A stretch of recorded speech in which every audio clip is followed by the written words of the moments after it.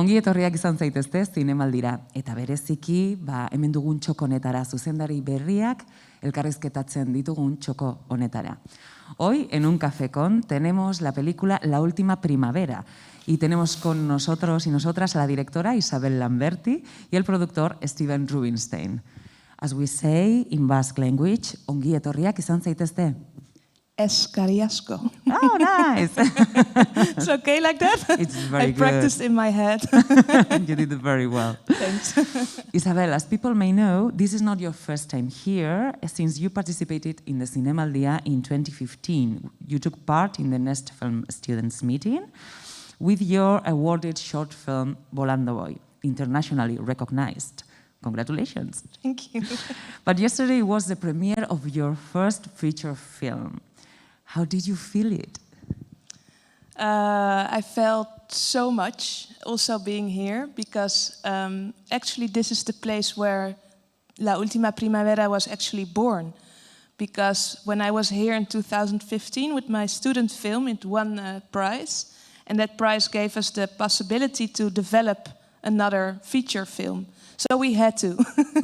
And that was this film. So to be able to be here 5 years later, to present our first feature film at exactly the same place, that's wonderful. And then also, of course, it's such an emotional experience, having a screening full of people, the family here, my family here, even in COVID times, even more special.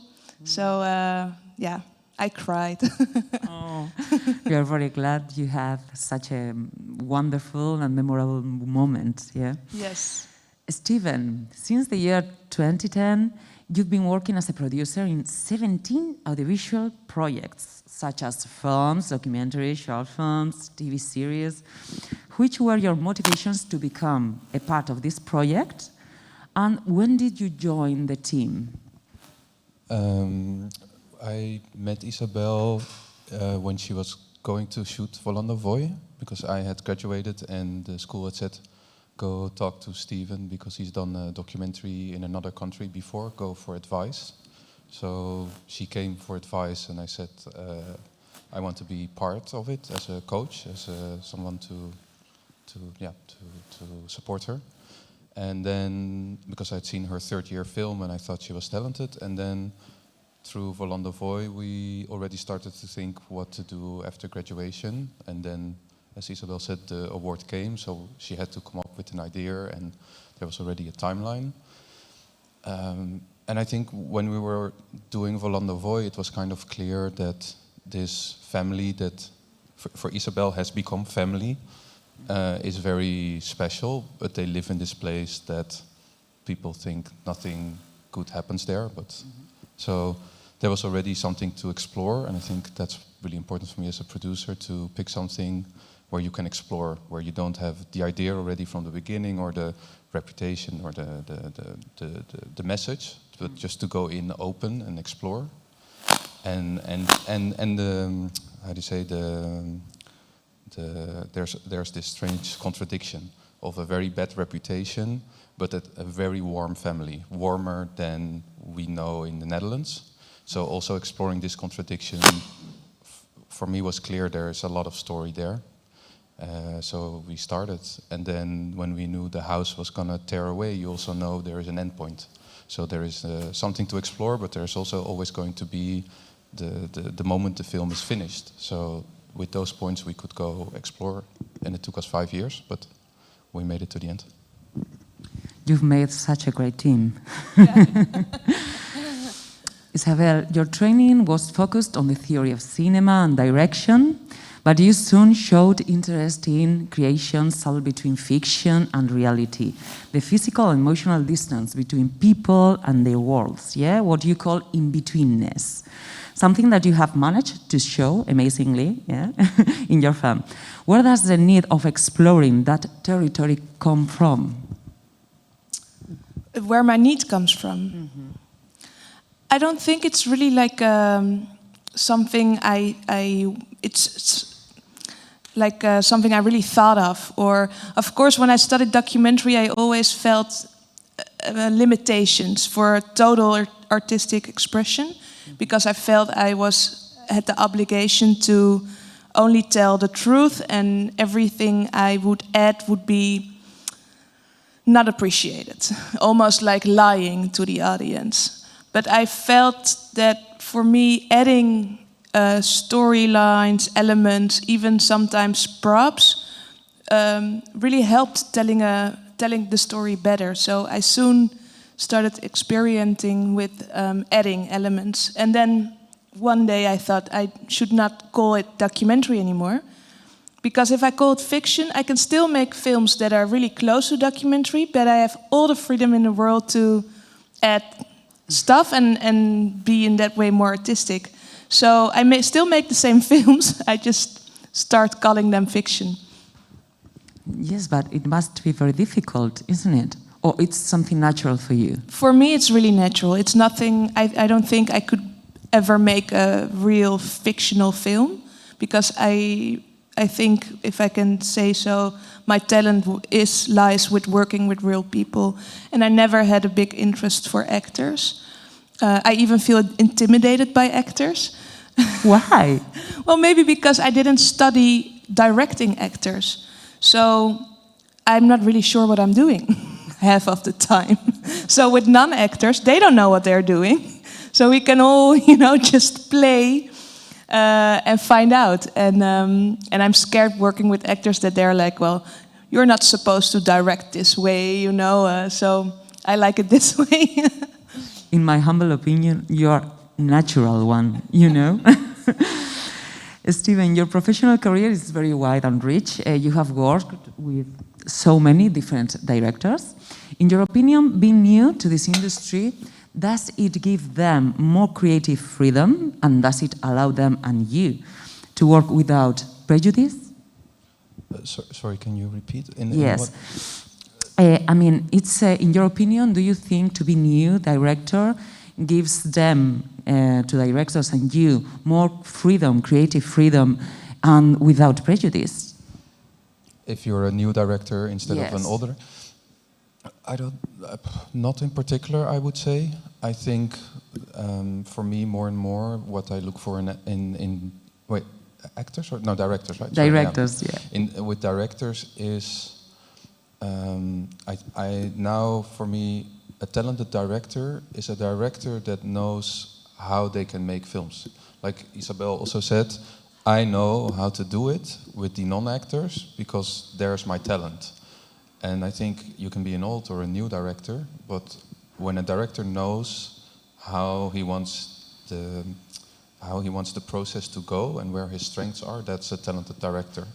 And that's not something all directors have, because it's also scary to limit yourself. It's scary to say, I'm only going to work with non-actors, but in the end, it brings a great result. So it's good self-knowledge of what makes you a good director is, I think, something that I look for in directors, and that can be old or young. That's not the difference for me.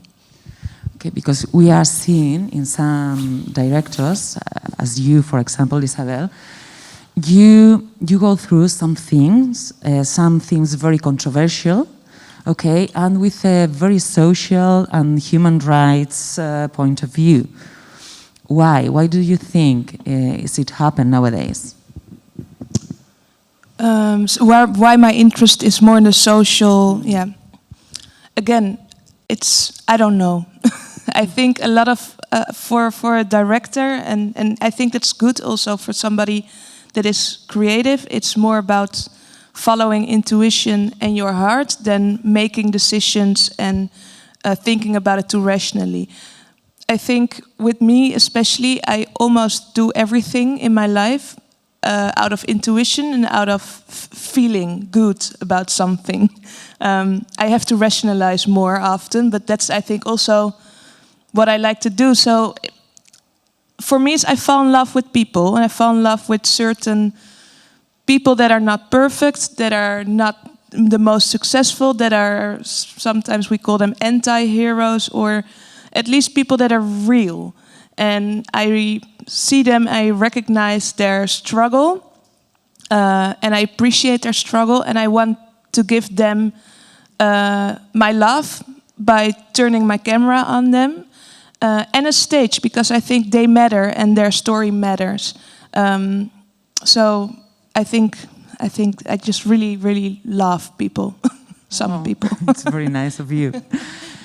Regarding that, the film shows the life of Mendoza Gabarre family that lives in La Cañada Real in Madrid, the suburbs of Madrid. Unfortunately, the discrimination that the Gypsy people have suffered is historical in so many countries. Why did you choose this story, and why in Madrid? And how did you contact with the family, and how was the acting direction? Because they did it a really great job. Yeah. Well, I'll start with how did I met them, because that's also the reason why I chose them. I didn't have a lot of families, and I chose them. They were the only ones for me, always from the start. And I basically met them because in 2014, when I made Volando Voy, I read a small article in a Spanish newspaper, and I'm half Spanish. But I've lived my whole life in the Netherlands, but I feel that for me making films in Spain is a way to getting to know my country, the other half of me better, that I didn't get a chance to really know living my whole life in the Netherlands. So I really wanted to make a film in Spain. That was for me very important. So I started investigating what's happening in Madrid, where my family lives, and then I came across this news article about young children from this area, from La Cañada Real. They had to walk home from school every day for almost 3 hours because of lack of transportation. Then through a very long process with help of social organizations as well, I met this family and I made this film. And then after making this film, we just kept always in touch. I visited them a lot. Every time I went to visit my grandmother, I also visited them.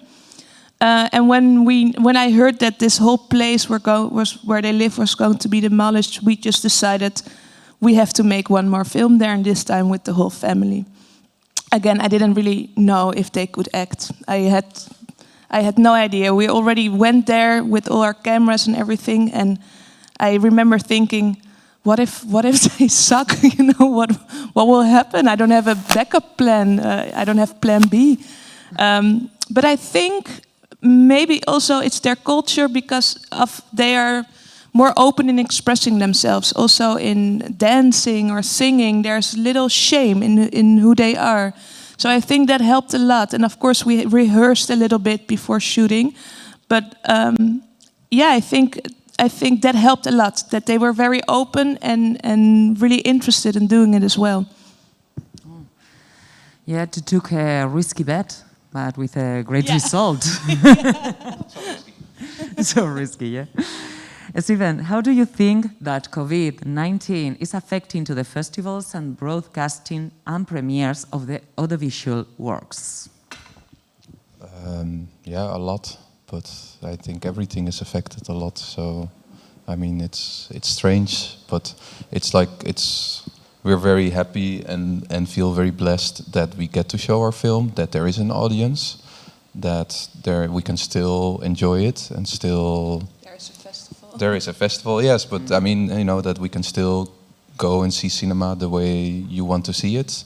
But at the same time, it's sad to see empty chairs that have to be empty because of our own safety. So it's just strange, and I just keep the belief that we find a cure or a vaccine, and we can go back and maybe reappreciate when we can do it the way that's normal. And in the meanwhile, it's surviving, and let's do the best we can. But that's it. And yeah, I don't want to think too much, to make new plans how to do it with COVID, because I cannot imagine living with this that long that I have to change everything. So for me, it's like a little bit of a nightmare that hopefully passes, and we do the best while we're in it. Yeah.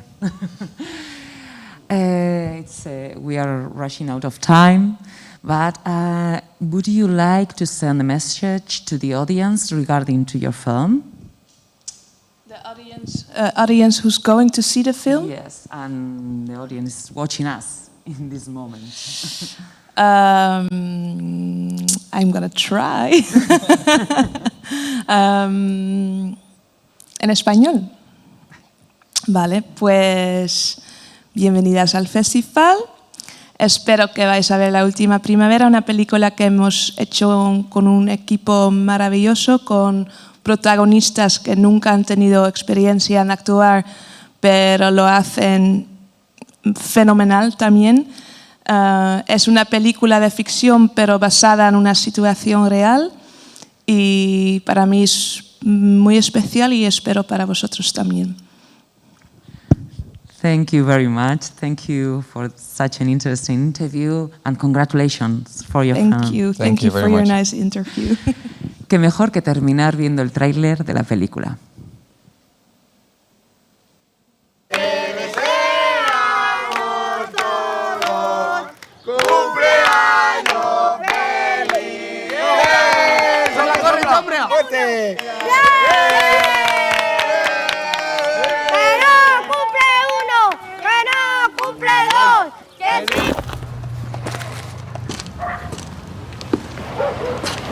¿Esta construcción?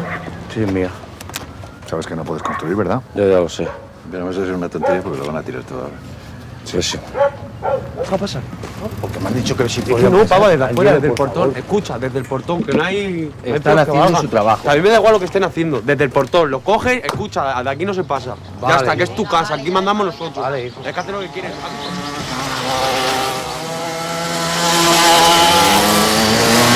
Es que el terreno está vendido. Entonces, en los próximos meses vais a recibir unas cartas. Como siempre, cariño. Nos van a realojar, pero tampoco te dicen gran cosa, o sea que no sé.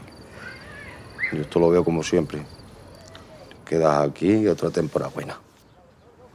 Ay, ay, ay, ay, ay, ay, ay, ay, ay. Para mis nietas, para mis nietos. Ay, para mis nietas, para mis nietos. Y para mi nuera, para tengo un poco más, un poco más.